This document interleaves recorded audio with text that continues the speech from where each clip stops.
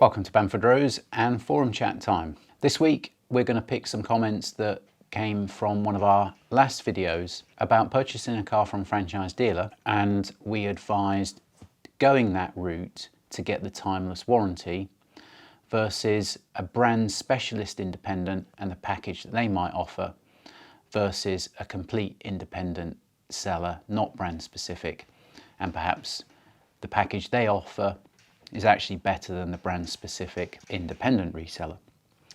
So there was perhaps some contradiction in my recommendation of buying a car to get the timeless warranty with a video that was shot not so long back alleging that the timeless warranty times out, in effect, doesn't really cover you, doesn't really help, isn't really worth the spend compared banking the money. So I just wanted to clarify that point. I say don't discount the franchise dealer route because it would seem more expensive, because when you purchase the car and you get the timeless warranty at point of purchase, when you've just purchased the car, the rights that the buyer has these days under the framework of fundamentally fit for purpose is going to be the mechanism in which the franchise vendor will attend to any problem that you have after sales covered by the timeless warranty. And this is the big difference. When you've just purchased the car, you might have some niggles,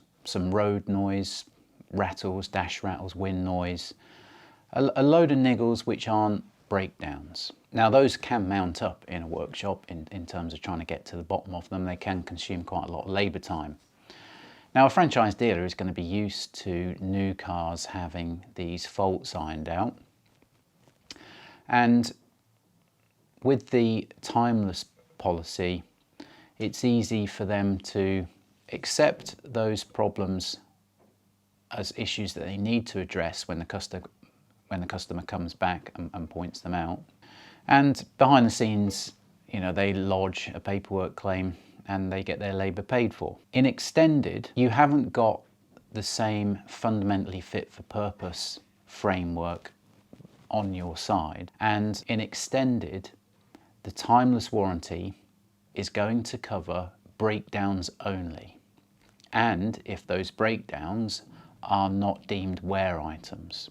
So at point of purchase, timeless is the best product on the marketplace because it covers a lot, and because you're going to get a better service from the franchise dealer to attend to niggles which aren't outright breakdowns. So I'm a huge fan of the timeless policy at point of purchase. I'm less of a fan when it's bought as an extended policy. If you bought your car from an independent reseller, not the franchise dealership, and you have a warranty-wise or other independent warranty policy, that is not going to cover niggles at all.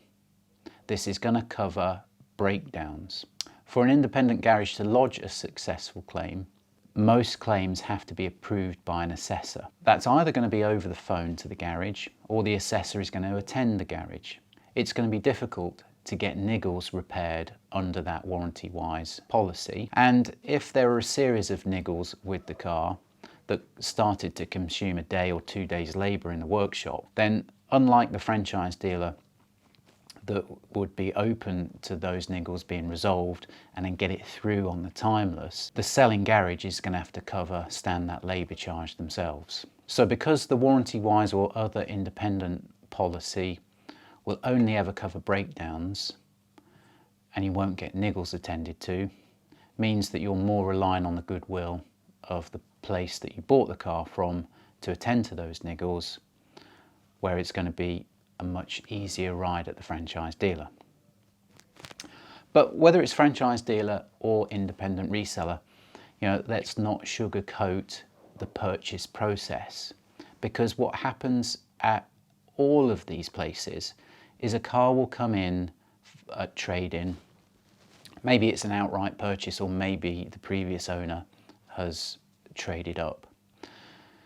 That car that owner has traded in is going to get a basic check.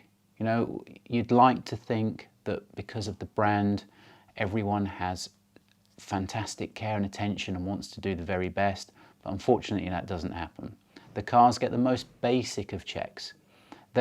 If there were faults that the car was harbouring, and maybe the person traded in the car has known about these faults, then it's very unlikely that they're going to get picked up by the sales team, because the car is just going to get a rudimentary check. It's going to get nicely polished and put on the forecourt for a rather larger price than what they bought it for.